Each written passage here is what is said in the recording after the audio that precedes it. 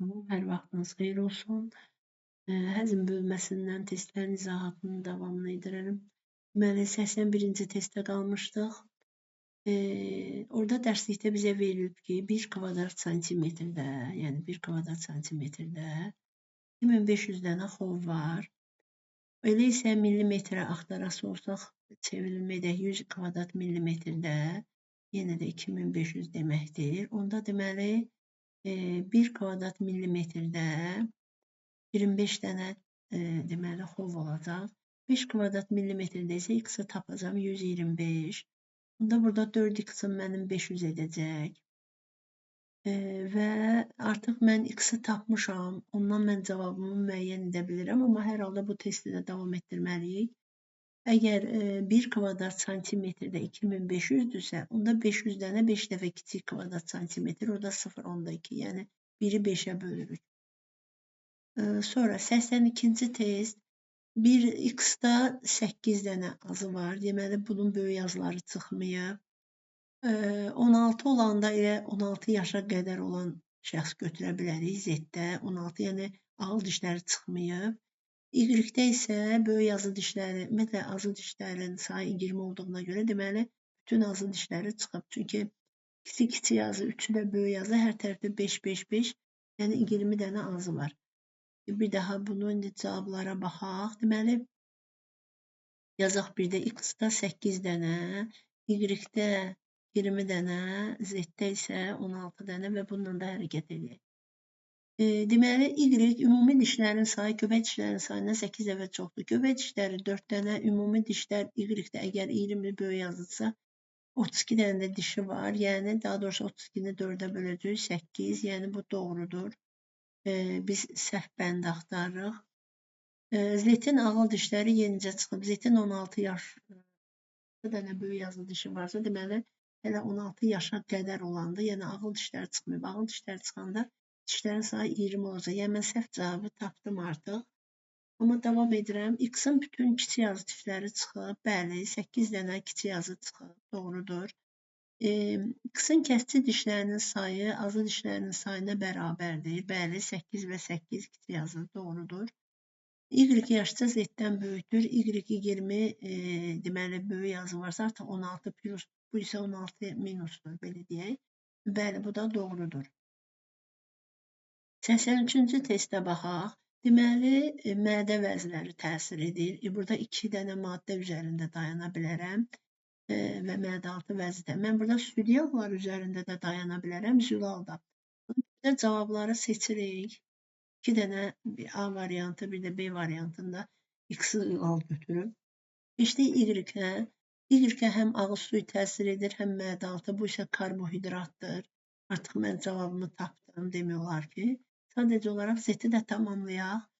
Mədə-altı vəzi yalnız təsir edə bilir. O da bitki yağıdır. Çünki mədədə yalnız süd yağları idi. İndi bu test deyəsən onun əksinə olmalıdır. Baxaq. Bu deməli tərsinə maddə verilib və vəzin axtarır. Karbohidratı axtarırsa, karbohidratı ola bilər ağız suyu da təsir eləsin, ola bilər mədə-altı vəzdə. Ona görə də seçim edəcəyimiz variantlar bunlardır. Keçdik deməli zülala təsir edən vəz axtarırıq. Burada indi bu tərəfi verməyib, yəni mədə də ola bilər, mədə-altı vəzi də ola bilər. Davam edirəm. Ağız suyun çıxdıq, artıq bu cavab çıxıb, bu da çıxıb. Mədə-altı vəzi ola bilər, karbohidrata, zülala təsir edən, üzr istəyirəm. Mədə də ola bilər, mədə də ola bilər. Yəni, hələ ki, yenə də 3 variantla davam edirik. Z zülala təsir edir, karbohidrata təsir edir, bitki yağlarına təsir edir. 100% mədə-altı vəzidir. Ağız suyu ola bilməz, mədə vəzləri ola bilməz. Cavab Y variantı. 85-ci test, biraz şəkil yaxşı düşməyib. Bunu bir dəfəlik, yəni bütün suallarda yadda saxlayaq ki, qaraciyər nə hormonal funksiyada iştirak eləmir, nə də ferment vermir. Bizə verilən dərslikdə bu cümlələr bu şəkildədir. Ona görə də burada həzmə uğradan fermentlər deyəndə, onda yalnız mədə altını götürə bilərik. Dönə-dönə uşaqlar təkrarən qaraciyərin yağın parçalanır, Öd bağırsaqda yağları yalnız mexaniki xırdalayır. Yəni orada heç bir fermentativ proses yoxdur. Burada biraz şəkil səliqəsiz düşüb. 4 mədədir. 5-12 barmaq bağırsaqdır. 3 yəqin ki, yoğun bağırsaqdır. 2 qaraciyərdir. Bir də ağız boşluğu da aydındır. Davam eləyək suala. Glukozanın artığı glikogen şəklində toplanır. Qaraciyərdir 2-də. Bu hələ ki bu cavab düz gəldi bizə. Davam edək. Qida ilə qəbul olunan karbohidratların parçalanması başlayır. Başlayır ağızdadır. Artıq bu cavabım getdi. Qaldıq bu 2 cavabın üstündə. Selulozanın bakterial parçalanması baş verir. Yoğun bağırsaqda, yəni davam edirəm bununla. Artıq B variantı da sıradan çıxdı. Və artıq cavabı tapsaq da davam edək. Ödün iştirakı ilə turş qida horrasının neytrallaşması baş verir. 12 barmaq bağırsaqdadır, doğrudur. Heyvani yağların parçalanması başlayır, mədədədir. Yəni cavab A variantı. Keçdik bura. Deməli, bu testlərdə çoxdur bu sual ki, yəni qaraciyərdə sirroz xəstəliyidir. Biri yazdıq bura, qaraciyərdə sirroz xəstəliyidir. Sonra deməli, X-a 1-i yazdıq. Görək X-a 1 olan 3 var, 4 var, baxaq. Əzələ qatında uzunluğuna nənə yox, bu mədəyə aiddir. İfraz etdiyim maddə mədə-altı vəzi fermentlərini aktivləşdirir, yəni bəli, öd. Bu Y variantına da baxaq. Deməli, artıq cavabı tapdıq. A variantıdır. Fermentləri, karbohidratları parçalamır, mədədir 5. Sonra həzm kanalının ən geniş hissəsi də 6-dır. Qaldı Y-də qarın boşluğunda yerləşmə. Bu da burada. Yəni, A variantı. Seçimimiz etmişdik. 88-ci sual. 16 yaşdan sonra çıxır, X ağıl dişləri olacaq. Öz dişi ilə qonşu, nə bunlar getdi? Öz dişi ilə qonşudur. Y köpək dişləri. Həm öz dişi, həm də daimi dişlərlə qonşudur. Bu artıq sonuncu kiçik yazını götürə bilərik. Deməli, X yetkin insanda sayı 8 ədəddir. Ağıl dişi heç vaxt. Y kəsici və kiçik azı dişlərlə qonşu olur. Köpək dişidir də. Bəli, düzdür. Artıq cavab tapıldı. Sonra yetkin insanda sayı 12 ədəddir. Yox. Bu ikinci kiçik yazıdırsa, bunlar 8 ədəddir. Normal ontogenez zamanı X və Z deməli dişləri, ağıl deməli X-da, Z-də deməli dedik kiçik yazı. Yox, bu axı bir dəfə çıxıb tökülür. Ona görə də kiçik yazı bir dəfə çıxıb töküldüyünə görə rəqəm özünü ödəmir. X və Y dişləri bilavasitə qonşudur. X və Y dişləri bilavasitə qonşudur. X deməli nə idi? Ağıl, Y dişləri qonşu ola bilir. Bu da yanlışdır. Y köpəkdir, bunlar qonşu ola bilməz.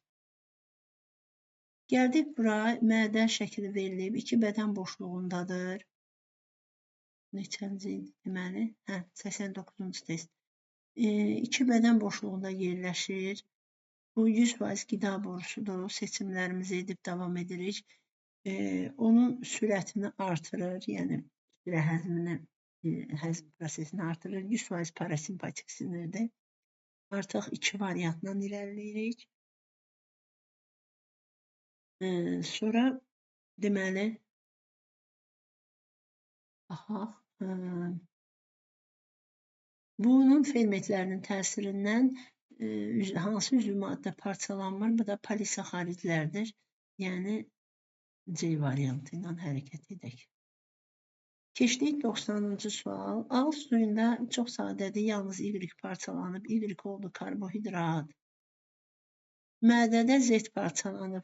Bu, yəni çox güman ki, əlbəttə süd yağları da ola bilər, amma ehtimalla zolal götürək. Yəni süd yağlarını da yadda saxlaya bilərik. Mədə-altı vəzi və ödün təsirindən X və Z hər ikisi parçalanıb.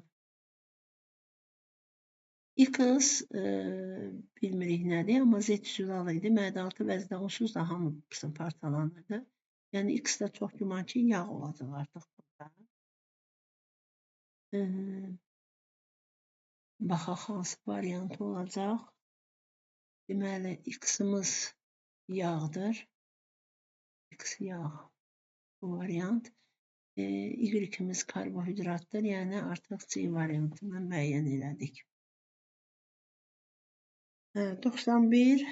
Deməli, yalnız nazik bağırsağa uyğun olan işi sinir və humoral yolla bütün həzm sistemidir. Bu mədədir 2,5 litr şirə ifraz eləmək. Yağların həzmi gedir, yalnız nazik bağırsaqda deyil. Zülalların həzmi gedir, yalnız nazik bağırsaq deyil. Kimyəvi çevrilmələrə uğramış qida maddələri qana və limfaya keçir. Bəli, sorulma burada olur. Axarı bu bağırsağa açılan orqan zərərli maddələri zərərsizləşdirir. Nazik bağırsağı, yəni onun birinci şöbəsi olan 12 barmaq bağırsağa axarı açılan qaraciyərdir. Qaraciyər zərərli maddələri zərərsizləşdirir. Bəli, doğrudur. 92-ci testə baxaq. Hansı baş verməz? Zülal amin turşu olur, olur. Yağ belə deyil. Yağ gliserin və yağ turşusudur. Mürəkkəb karbohidratlar qlükozadır, doğrudur. Zülallar qlükoza və gliserin yox. Mürəkkəb karbohidratlar gliserin və amin turşu yox. Deməli 2 baş verməz 5 və 6. Mədə divarında hansılar olur? Saya əzələ mütləq daxil orqandır. Xov deyil, enlə zolaqlı deyil. Daxil bir də xarici sekresiya vəzləri. Yəni 2 və 5. İnsan üçün hansı mülahizələr doğrudur? Həzm kanalında zülallar bir-birindən bəli. Bunu demişik kəskin fərqli. Bir dəfə mədədə tuş mühitdə, bir dəfə də 12 barmaq bağırsaqda qələvi mühitdə. Həzm kanalında üzvü maddələrin parçalanmasında yalnız daxili sekresiya vəzləri iştirak edir. Daxili sekresiya vəzlərinin həzm kanalında nə işi var? Onlar qana verir hormonlarını. Həzm kanalından kənarda 6 iri, 6 deyil 8'dir. Yəni bu da səhv oldu. Birinci düz idi. Deməli, öd həzm kanalında öd yağların həzmini asanlaşdırır. Doğrudur. Öd mədə-altı vəzi fermentlərini fəallaşdırır. Doğrudur. Su yoğun bağırsaqdan sorulur. Bu da doğrudur. Deməli 1, 4, 5, 6. Amma burada cavabda 4'ü verməyib. Arxasında, yəni öz işləridir. Bilirik ki, öd yağların həzmini asanlaşdırır. Yəni burada səhv bir fikir yoxdur. Yalnız yazsaydı cavabı seçməzdik. Yəni 4 mütləq var. İnsan üçün yoğun bağırsağa aid xüsusiyyətlər hansılar ola bilər? A, D, Y, K vitaminlərin sorulmasını asanlaşdırır. Bu vitaminlərin sorulmasını asanlaşdıran öddür. Yoğun bağırsaq deyil. Onlar ikisi yanaşı verilib deyə şagird çaşa bilər. Yəni bu düz deyil. Deməli, bəzi bakteriyaların yaşadığı yerdir. Doğrudur. Yoğun bağırsaq, bəli. Sellulozanın bakterial parçalanması, bəli. Demişik insanda selluloza fermenti yoxdur. Yalnız bakterial parçalanma gedə bilər. Suyun çox hissəsi və buradan vitaminlər sorula bilir. Tamamilə doğrudur. 2, 3, 4. Yağların həzmini asanlaşdırır, aidiyyatı yoxdur. Zərərli maddələr zərərsizləşdirir, yenə də aidiyyatı yoxdur. İnsanın həzm kanalının ən uzun şöbəsindən, yəni nazik bağırsaqdan, qanı qarın boşluğunun sağ hissəsində yerləşən orqana gətirən damar. Deməli, bu damarın zərərli maddələri az olan, xeyr, bağırsaqdan gəlir, belə şey ola bilməz. Onun içində mütləq zərər var, zərərli maddələr var. Qida maddələri ən çox olan qanı nəql edir. Bəli, bağırsaqdan gəlib, çox bol damardır. Arterial qan daşıyır. Xeyr, oradan çıxıbsa arterial qan niyə daşısın ki? Venadır. Bəli, cavab 2 və 4. 97-ci test. Həzm kanalının ən geniş hissəsi zülalların kimyəvi həzminin başladığı orqandır. Ən geniş də mədədir. Bəli, mədədə də zülalların həzmi başlayır. Doğrudur. Bitki yağlarının və karbohidratların fermentlərinin təsirindən parçalandığı orqandır. Qətiyyən mədədə karbohidrat yoxdur. Heç bitki yağı da olmur. Ovlar vasitəsilə qətiyyən nazik bağırsaqdadır.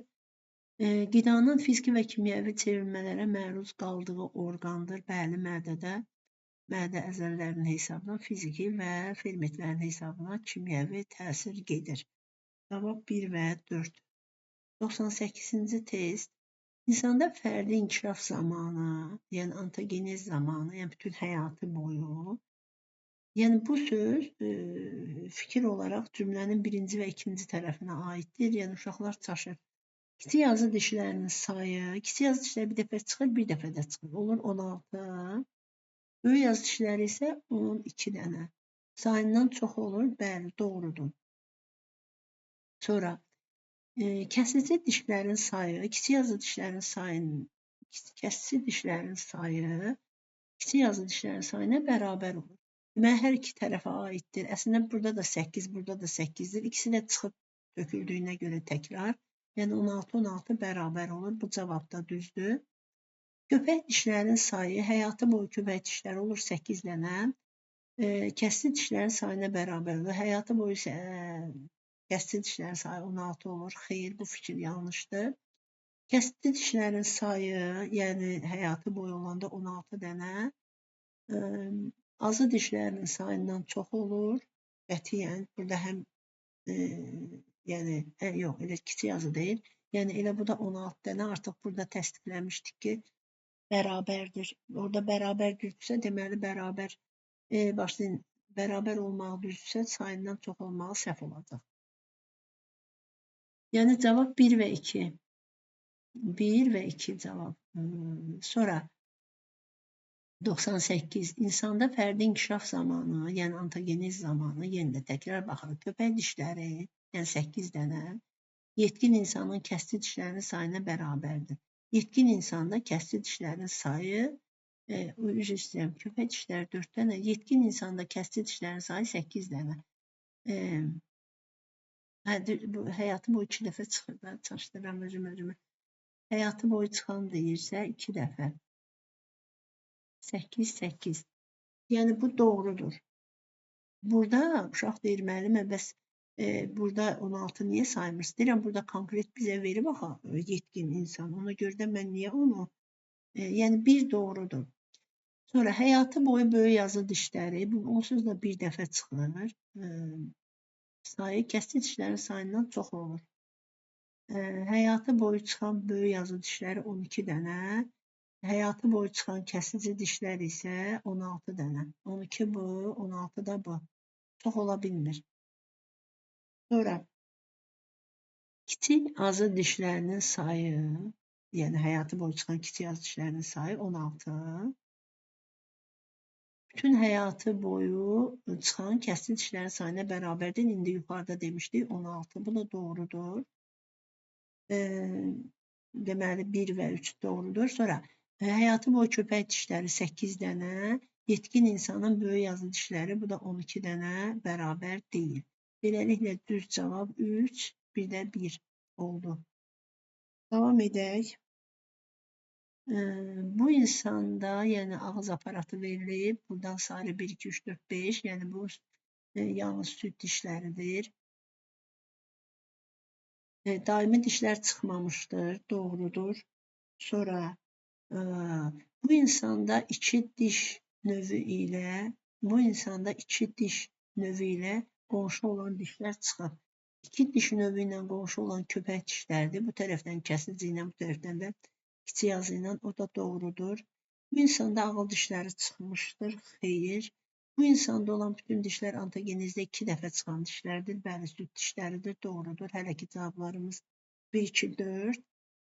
Sonra bu insanda olan kəsici dişlərin sayı kiçik yazı dişlərinin sayından çoxdur. Bu insanda olan kəsici dişlərin sayı Yəni 8 dənə kiçik yazı dişlərinin sayından çoxdur. Xeyr, niyə ki, o da 8-dir. İnsanda yalnız öz diş növü ilə qonşu olan dişlərin sayı 4 ədəddir. Burada öz diş növləri ilə qonşu olan dişlərin sayı 4 ədəddir. Burada yəni 2 dənə bu kəsicini götürüb, 2 dənə də bu kəsicini götürüb. Əslində biraz qrammatik cümlədə çatışmamazlıq var. Yəni biz bu kiçik yazını götürsək, bunun bir dənə qonşusu var, o da kiçik yazı. Sadəcə olaraq deməli idi ki, hər iki tərəfdən indi belə vermir, yəni bunu da düz götürə bilərik. Cavab məncə müəyyən olundu da. Hansılar oldu? Deməli 1, 2, 4, 6. Keçdik 101-ci testdə həzm sistemində 3 cüt iri həzm vəzlərinin axacaqları bəli, doğrudur. Həzm kanalından kənarda 2 iri tək həzm vəzi yerləşir. Əslində bu düzdür, biraz qrammatik cəhətdən cümlədə yenə çatışmamazlıq var. Qarın boşluğuna yerləşən həzm vəzlərinin fermentləri xeyr, niyə ki, mədə ordadır, zülalları da parçalayır, mədə-altı vəz karbohidratları da parçalayır. Qarın boşluğuna yerləşən həzm vəzlərinin fermentləri yalnız zülalları və yağları xeyr, mədə-altı vəz karbohidrat da parçalayır. Bu da səhv oldu. Cavab 1 və 2 oldu. 102-ci test, deməli, ödə nəyə uyğun götürürük? Ödə 1-ə uyğun götürək. Bağırsaq çöpü yox, selloza yox. Zərərli maddələri zərərsizləşdirir. 1-ə uyğundur C. Sonra funksiyası pozulduqda enterkalit, bu 10-cu sinifin maddələr mübadiləsi dərsindədir. Bəli, öd, bir də lipazanın, yəni fermentinin düzgün ifraz olunmaması enterkalit xəstəliyinə gətirib çıxarır. Ona görə də D. ADYK vitaminlərin sorulmasını asanlaşdırır. Bəli, bu da bayaq elə yoğun bağırsaq üçün yazılmışdı. Dedik ki, bu ödə aiddir. İndi yoğun bağırsaq çöp bakteriyaları yaşayır. Sellozanın bakteriyal parçalanması baş verir. Yəni 1 üçün C, D, Y, 2 üçün A və B. Keçdik 103-cü testə. Deməli, fermentləri, zülalları, yağları, karbohidratları parçalayır. Bu mədə-altı vəzidir. Deməli, 1-ə 2 düz gəldi. Yazaq at, görək daha nə gəlir. 2-yə fermentləri yalnız karbohidratları parçalayır. Bu ağız boşluğudur. Ağız suyu vəzləri daha doğrusu verib burada. 2-yə B. İfraz etdiyi maddə mədədən gələn turş qida horrasını neytrallaşdırır. Bu da deməli qaraciyərdir ki, onun ifraz etdiyi maddə qaraciyər. 3-ə də A. Yəni bu bölmədə testimiz bitdi. İndi ardından izah edəcəm.